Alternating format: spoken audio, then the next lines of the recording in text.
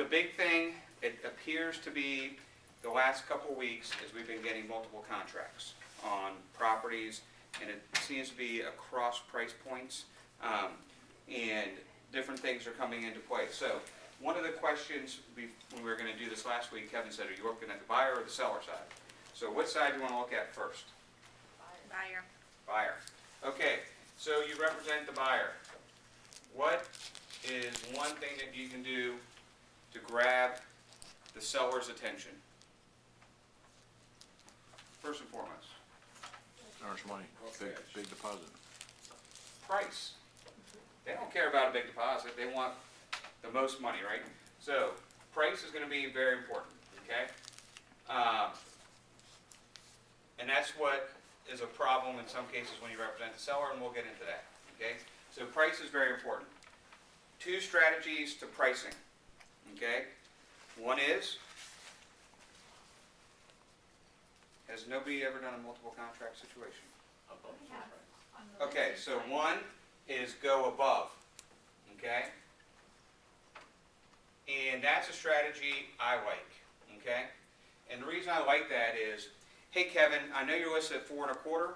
My people really want this, and instead of trying to get just $1,000 more than somebody else and get it for less, they were willing to go to 440 on an escalation, so we're coming in at 440. Everybody else is going to try and chinch your sell out of a couple extra grand by going and using an escalation clause. I'm coming in at our highest and best right now. And that strategy can help you, okay? The other one is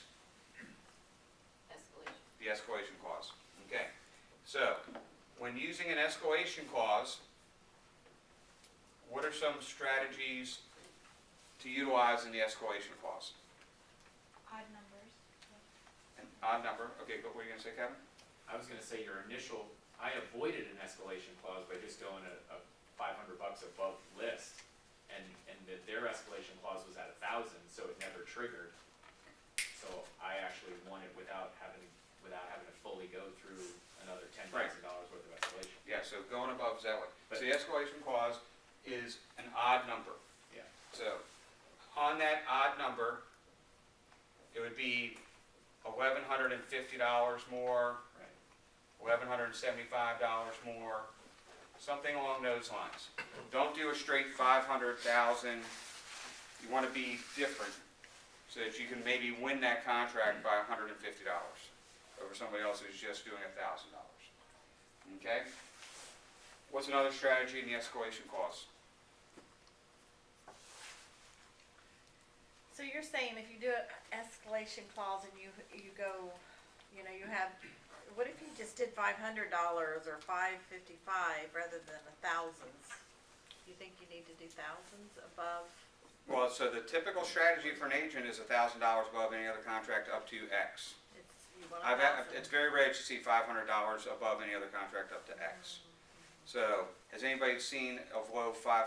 It's always $1,000 or $2,200, depending on the price point. But I've never seen 500. If you're in $1 million, you're probably going to see like 2275 or something like that. So you might see a higher escalation in those instances. Okay, but I would not do a low escalation because you want to make an impact, right, on the seller. You don't want to try and chintz the seller. And that's kind of why I said go above and not chintz the seller out of that money. So, what's the other escalation clause? Waiving the appraisal. Okay? Now, we're going to talk about waiving the appraisal now, since we hit it, because you can also, from a buyer's standpoint, so this would be number one. Number two, we'd say waive appraisal. So these two are going to kind of dovetail together.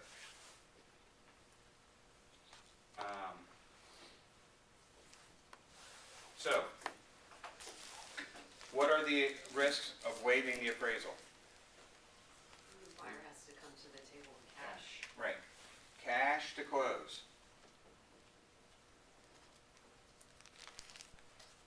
Okay? So, what do you have to do if you're going to waive the appraisal? You have to make sure that your client has That the client has the cash, right? So Andre and I were talking today, and he was waiving the appraisal. I'm like, does she have the money to waive the appraisal? who follows the Facebook Echo page? What was the comments and complaints about last week? You waive the appraisal of it. And they don't have the money. Yeah, so then they back out all the financing. Right. So what you have to do is, if we're representing the buyer here, show proof of funds, that they actually have the money to close if it doesn't appraise. Okay? So cash to close, proof of funds. Can't you also get the appraisal done during the home inspection period? Well, you So- have to have a good working relationship with your lender, and your lender has to have an appraiser lined up that can go that quickly. Not every appraiser has somebody that can go out that quickly. The quickest appraisal I've had was just on my listing over here in Chantilly Farm. We went under contract last Friday. They did the home inspection on Monday, and the appraiser was out Friday. But I haven't had, that was just like a normal course of business. Most of the appraisers have been coming out 10 to 14 days after ratification. So you want to make sure the lender can get the appraiser out, okay? So you want to show proof of funds? On the flip side, when we represent the seller and someone waives the appraiser, waives the appraisal, you have to say, show me proof of funds. If they don't have proof of funds and it doesn't appraise, they're probably going to get out of the contract one way or the other, okay? How much should you plan to have as cash available? Well, Danny, it depends on the How house. far up would the appraisal Okay, be? so in the example of Andre's contract today, the list price was $425. They escalated up to $430. And the lady has $10,000 after down payment and closing costs. So if it appraises for $418, they have an issue, right? But it has multiple contracts. Hopefully it's a good agent on the other side, and they can get the appraisal up above $420, but you just never know. So that leads me into my next thing, is you can kind of sort of waive the appraisal, right? So kind of sort of. And what you do here is, if you're concerned about the appraisal, and again, you do your research, you know what the market value of the house is going to be. So you're not going to typically, if it's $500, you're not going to escalate to $550 and waive the appraisal. It's probably worth $510 or $515, right? So, and you'll see agents do that a lot. But you would do buyer to pay $5,000,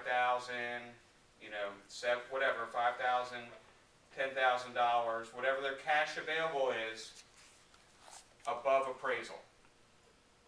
So you're not waiving the appraisal, but you're putting a cap on how much that buyer is going to pay. Buyer to pay $5,000, $10,000 above appraisal, or sales price, whichever is higher. Right? So in that way, if it appraises at $430, he doesn't have to pay $440. So you pay the appraised value, unless it's less than the sales price, then you pay $10,000 above. Okay? So that's a way to protect your clients so that they don't get stuck having to come up with more money out of their pocket, especially if it's a very questionable appraisal. Yes, Betty? This is silly, but where do you write that? Just in the contract, or?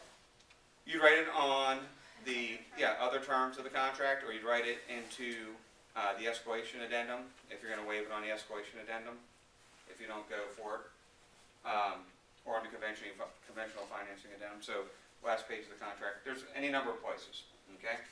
But if you're going to write it someplace where it's not near the appraisal contingency, then you want to tell the agent, hey, make note of the comment section in the contract. Okay, so you have those things. What's another one that you can do? Hey, Scott, Hey, what? so we probably need to make sure on the wording on that, because, you want to put parameters in it, because like if the thing does appraise for a lot higher, you don't want to pay over, Right. You pay Right. the sales price, Right. or if the appraised value is less than the sales price, will pay $5,000 more than the appraised value. Right, so just be careful, because what we're seeing is, I'm seeing all kinds of things over there, hey, we'll pay $5,000 over the appraised value. Or, so just put The parameters in there. sales price or Right. $5,000 appraised value, whichever is greater, whichever is higher. Okay? So if you're gonna write something like that, give us a call so we can walk you through it. Okay? So waiving the appraisal. What else is really, really good? Financing, waiving financing. Waiving Better than home that. inspection. Better than that. Then we'll come to those. It is king. Cash. Cash. Cash is king, right? So,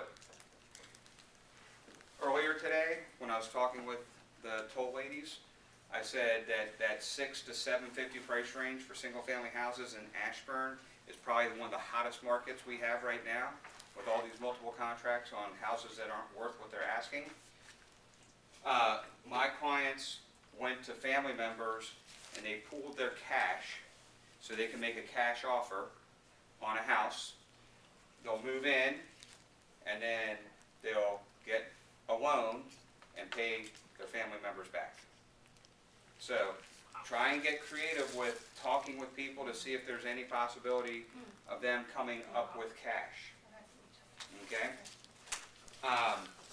So, with financing, okay? Couple different things here. If your clients have equity, one thing that you can do prior to looking at houses and prior to putting their house on the market is to get a home equity line of credit, so that they can, depending on what the sales price is and how much equity they have, they'll have cash available to put down a bigger down payment, perhaps, on the house, okay? If not, getting everything along lines for a cross-collateralization loan, okay? So that they'll have the cash readily available so that they don't have to have a contingent on the sale of home, okay? So, the next one, I think, Becky, you said it, was waive finance contingency.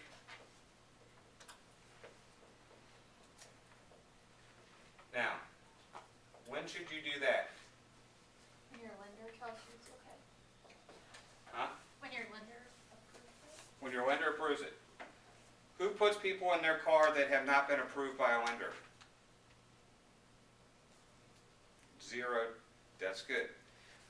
So, your people apply for the loan, they have their credit run, you have your buyer interview with them, you show them everything that they need to have for the lender to go home and start uploading all that stuff, and then you start looking at houses. So you know what price point you're going to be in, what their max qualifications are, and all of that.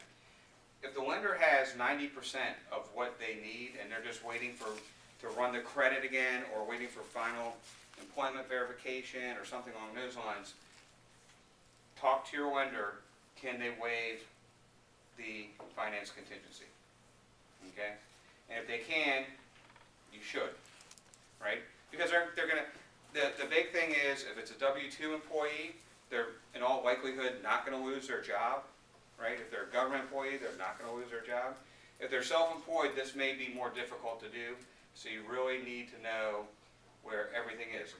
In conjunction with this, there's a lot of people where they have a side job that they're self-employed that they don't tell you about, that loses a lot of money so that they don't pay a lot of taxes, even though they're a W-2 employee making, $175,000 or $200,000 a year. So you really have to know what kind of financial situation they're in, and that's why you need to have a conversation with the lender to see how far in the process they are for that. Okay? So, we have waived the finance contingency. And then, Kirsty, what did you say? You said waive home inspection? Yes. So waive home inspection and radon. Right? So, that's one thing you can do depending on how many contracts there are. It really locks the buyers in if you do waive that home inspection, because they won't have an out.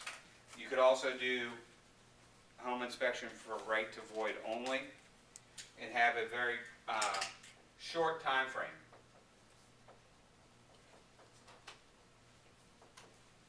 okay?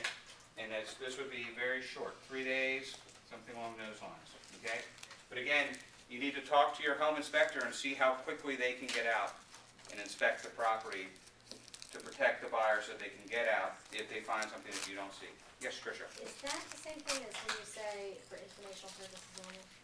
No, for informational purposes only does nothing, right? And we've had other trainings on this. That's very broad, very ambiguous, and it doesn't allow the buyer to get out. So you want to, if we have that, if you have for informational purposes only, you want to put a time frame on it, okay? Especially when we represent the seller, okay? All right. Well, keep in mind too, we've had this in other trainings too, that the 2 home inspection clauses, the second one is the right to void. There's nothing in there that says you can't negotiate on that. It's like the way, there's other agents that think that that's either, hey, you're either moving forward or you're voiding. I know Scott and I have both went back and, you go back to the agent and say, look, the roof's leaking, you fix the roof or we're gonna void, and they fix the roof. So, keep that in mind when Be you're writing. careful on that. Yeah. Yep. Okay. The next one, and somebody else mentioned it, I think, earlier, is a big EMD. All right? So, the best contracts are going to have a combination of all of these things. If someone's putting down 5%, make the EMD 5%. If they're putting down 10%, make the EMD 10%. They're going to have to come up with that money anyway, so might as well make it the deposit, and then if you're going to have a huge EMD like that, make it with the title company. Okay, so that way, you don't have to worry about us transferring money back and forth and all that. So, and all that money is being held by an independent third party who just represents the transaction. Okay? What is something else you can do? Yes, Joy? Would you prefer us to have our money go straight to the title company, especially for? It makes no difference. We're looking into getting an app that's called, I think it's BankSmart, where people can take a picture of the check and it gets deposited into our escrow account. So, I mean, it's whatever's easiest for the client. Does that have a cap on it? Size of check? Like for those, some of those apps they have, I'm not sure. you know what I mean, they have a cap on them. Right, I'm not sure. Val at New World Title, Yeah. she uses it, so she didn't say anything about it, so hopefully not. Okay, Make sure you have a really good partner, a really good title company. good. Okay, so good partners, right? But what else besides, well, this kind of dovetails into that, is have your lender call the listing agent. That's good. Give them the warm fuzzies. Hey, I have everything I need from the Johnsons. I'm not one of those lenders who writes a letter and says that all we need is a sales contract, title report, and a survey. We actually do have everything and we will close, and that's why we're allowed to let them waive their finance contingency, because we see no problems with this. It's just a proactive step that not every agent's going to do or have their lender do. So, if you ask your lender and they won't do it, switch lenders, right? What else can you do? Ask the agent about a time, like what the seller prefers for a closing date. Okay, well, I was going to say a quick close. Close in 2 weeks. If they have everything that they need financially to the lender, why not close in 2 weeks? And then what after that? Free rent back. Free what? Rent back, Free what? post occupancy. There you go. There's a difference between a rent back and post-settlement occupancy. Free post-settlement occupancy. And what's the time frame on that? Less than 60 days. No more than 60 days.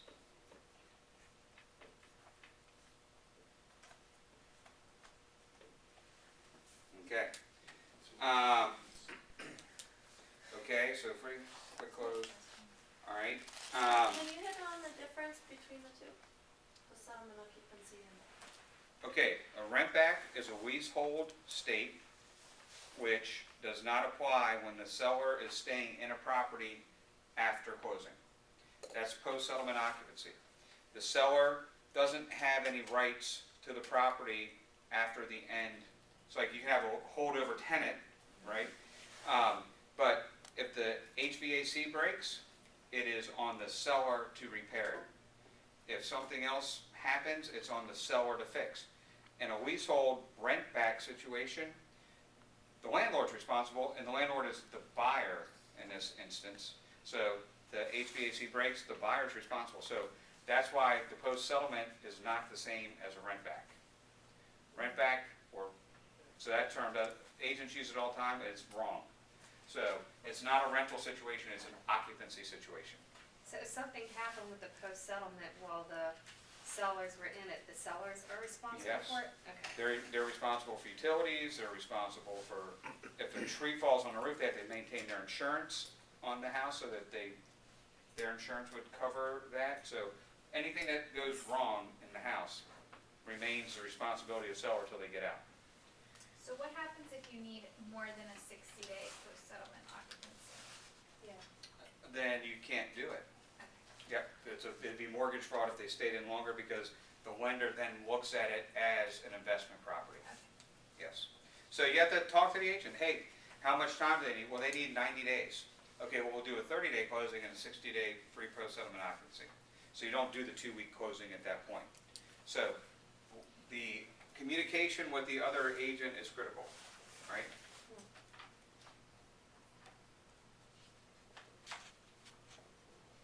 Because how many people have received a contract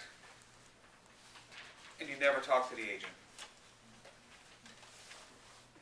Oh, I didn't know you guys were writing a contract, you know? It's crazy, but, so, you wanna talk about hey, look, has anybody else asked you these questions? Has anybody else been disengaged with you and the client? You know, this is the way we're gonna be all the way through the transaction. So, setting the expectation that you are being responsive is really important. All right?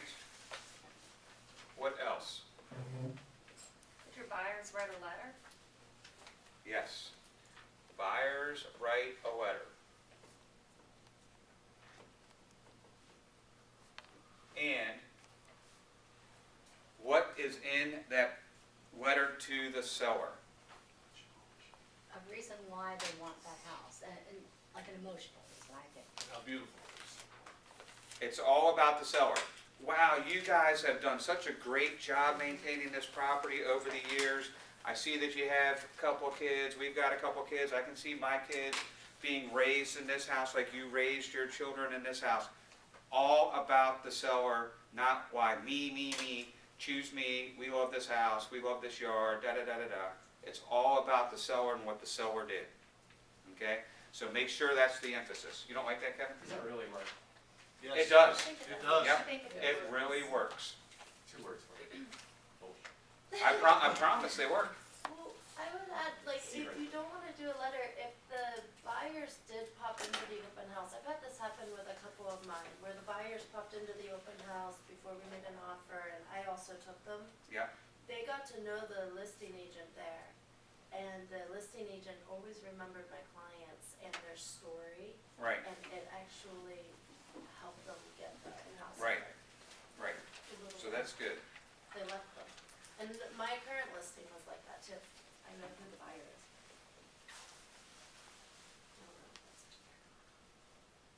About the seller. Okay. Lucky 13.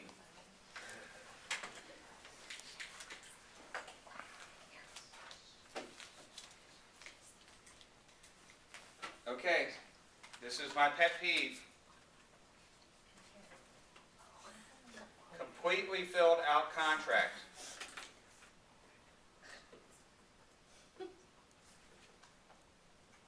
How many people receive a contract and your MLS ID number's not in there? Your Virginia D4 license number's not in there. The company's isn't in there. All the time. Really? All the time. So, hey Danny, just want to let you know, please note on my contract, I have everything completely filled out. I haven't missed any details. If another agent is so sloppy as to not fill out the contract, that's going to, could potentially cause problems for you later if they're not paying attention to the details now. So, something could slip through the cracks, this is why you need to be working with a professional realtor like me who knows how to fill out a contract. It's the little things that make all the big differences. So you want to communicate that to the listing agent. Even a snapshot in the cover email, if you will, bullet points, like the top 5 bullet points that outline the strength of your offer in the email that's bulleted, that highlights, along with something like that that says, hey, I've dotted my I's and crossed my T's, and by the way, here are the 5 things that are going to make this a winning contract. And I know this is, again, expected, but I've received contracts where they didn't send a copy of the EMD, or they didn't Right. upload Yeah. the. Yeah, they don't have a copy of the check and they're going to deliver in 3 days. Well, and then how did you get the contract too? Was it a nice one complete package, or was it, hey, I got a lender letter here and a copy of the check here and the conventional financing here? It's like, we Make it complete. complete and, Completely filled out the contract, completely, yeah, Yep. complete. Okay, what is one other thing that I have? Kevin had one that I didn't have. What about the down payment? Well, that's more relates to financing. I mean, you can only put down what you can put down, right? So financing is gonna be a choice, and we'll get into that when we're dealing with the seller side. Okay. But, I mean, if you have a strong offer, again, you make your deposit the same as your down payment, whether it's 5, 10, or 20%. So, it's probably not on there, but when you're looking at the total package too, it was like, don't forget, you could be full price, but you ask for that $600 warranty, that could be what kicks you out. no warranties? Yep, Yeah. that's a good one. So now we have 16. You have seller subsidy. You buy the warranty for your client if they get it. If they really want it. All right, this is what you start working on.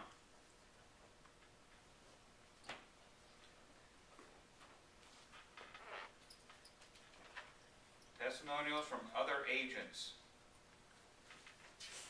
So I've known Brittany and Maria for years. I could go get them, hey, would you ladies mind writing up a quick testimony about how it is to work with me? You think those ladies wouldn't write me a testimonial? I mean, they're new homes people, but they would still say, Scott was great to work with, right?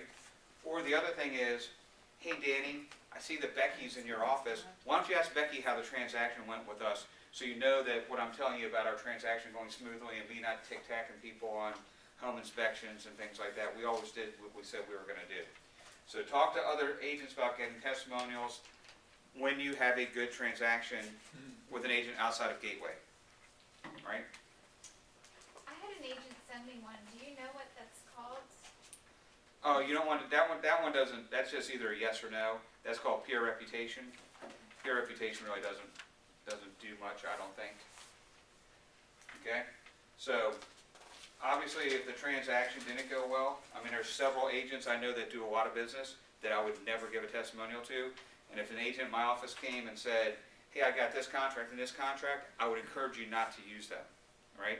So you don't want to, it's a win-win, especially in situations like this, okay? So don't be difficult to work with and get some testimonials. And then, again, look at which office you're in, see if you've worked with anybody else. You can even say, hey, Danny, can you call Becky and let her know how easy I was to work with. Got to give yourself an advantage when you have one. Okay.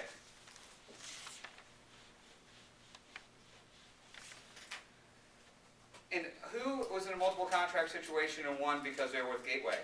Oh, yes. Yeah, we had equal offers apparently, and, the agent worked with Scott in the past, and he said, oh, honestly, actually, the other offer's a little bit better, but he said they were sloppy, and then he said, you work for Remax Gateway and you're using Echo Title. He's like, we really like both of them, I know Scott, he's a good guy. I was like, he is a great guy, how do you know him? And that's why we won, because of him. So use that to your advantage as well. Yes, leverage That's Scott. awesome. Leverage me. Yep. Right? Okay, seller side. Good luck. Okay, so the best thing to do when you're on the seller side that I found is map it out. Okay? So I think we do have this somewhere where you're going to go down. So depending on how many offers you have. Now, in your opinion, coming from the seller side, what is going to be the most important thing? Very nice. Net price. Most secure. I say the lender. You have multiple contracts, and you have MVB Mortgage and USAA. Who's better? Definitely not USAA. Definitely not USAA. The lender and the financing, I think, are the two most important things. The highest offer is not always the best offer, so the net sales price is not one of the top deciding factors in my opinion. Anybody else care to wager in on that? And that's one thing you have to also tell the listing agent if you're representing buyers, the highest offer is not always the best. Time. Time? Is a key factor. Time. Timing. Timing. Closing. Okay? What else? The other agent. The other agent.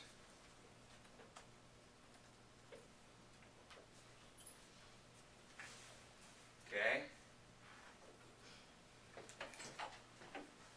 How about the complexity of the transaction? If the other, one has contingencies on the sale of the home? Contingencies. And it could be any contingencies, right? It could be home inspection, radon, sale of home. You know, my parents need to come in from New York to see it before they'll give us the cash for the down payment, right? All right, so what else? Seller subsidy. EMD, right? They have a $500 EMD and somebody else has a $10,000 EMD. It's going to be better to look and more favorable at the $10,000 EMD. What else? Free post-settlement. Occupancy. Yeah. So again, we thought it was important on your side as a buyer agent.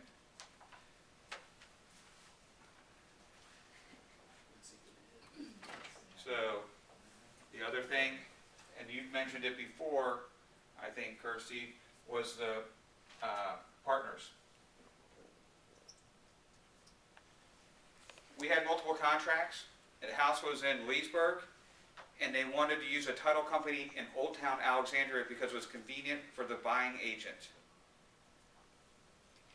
No, we're going to use this title person, you know. How often do you split settlements?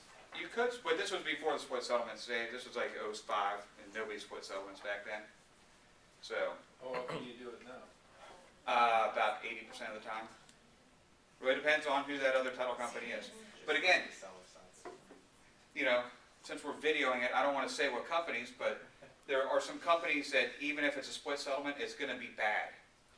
And so if you have a competing offer that has quality vendors on the other side, quality partners on the other side, you're going to pick that because you know the deal's not going to get screwed up, right? And Jennifer at the real estate exchange, she said, we run the title right away. There are companies that wait to run the title until a week before closing because if something falls apart, they don't have to pay the title abstractor money, which is $150. So you want to make sure you have the right partners. Okay? I'm going to have to continue, just pretend like we have a new one. Now, Danny, I think is price. So that's how far down I think the price gets into the equation. Now, because everything else could be equal, right? Then you have price. But, you know, it's really up to the seller. Again, the highest price isn't always the best price. So then you have price, and what else? Net. Price/net, that's fine, we can put that in.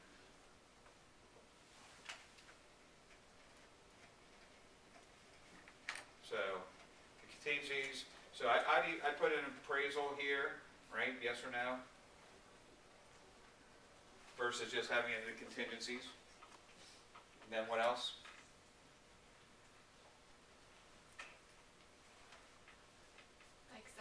city warranty. That, Oh,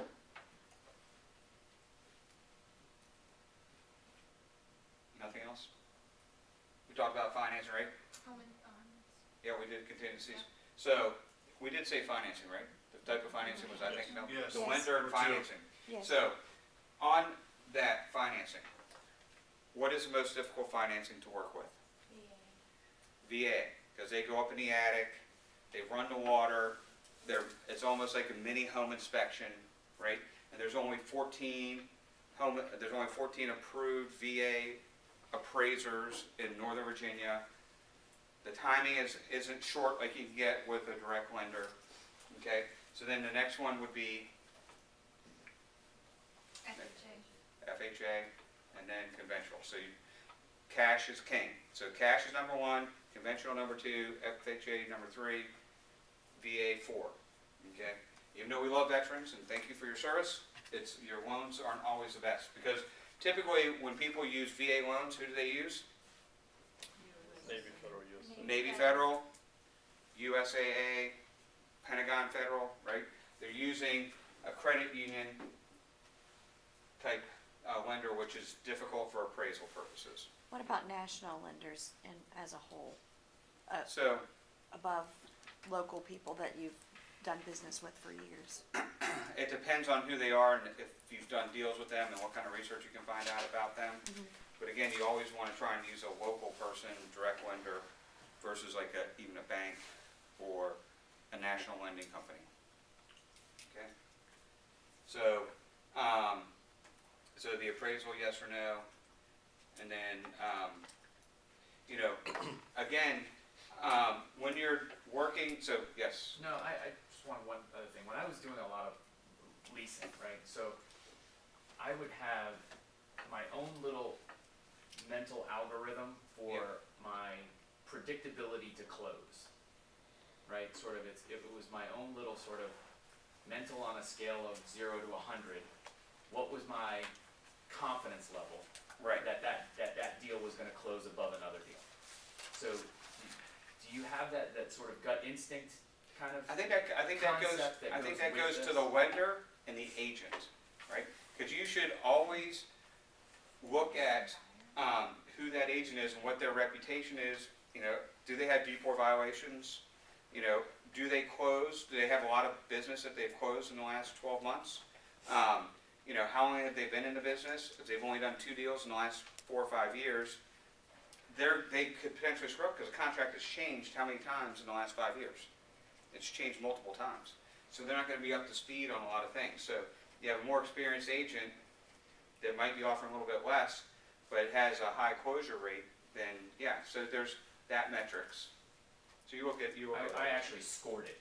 Yeah. I actually scored the deal and said, okay, in my opinion, this has got a 90% chance. Right, so then when you go through all these checkpoints, this contract 1, right, contract 1, 2, 3, and 4, this one has 9 out of the 11 boxes checked, this one has 6 of the 11, this is our best contract, and then here's why, right? So you kind of do that kind of close on it. So, again, do they have a letter from the buyer? Pulling on the heartstrings, saying how great their house was, would be one thing. And then, what was the other thing I had? So you want to research buyers and agent. Call up and ask around, hey, have you done any deals with this agent, right? Throw it out on RE/MAX Mastermind Facebook page, right? Just so we know if anyone's ever had dealings with these agents, if their transactions have gone through or been difficult. Would you say also, like because I've had agents who really try to pressure me into making a decision super quick with my clients and. Those deals typically are difficult all the way through. If it starts off bad in the beginning, it never gets better. I haven't seen that happen. Okay? Any other questions? No?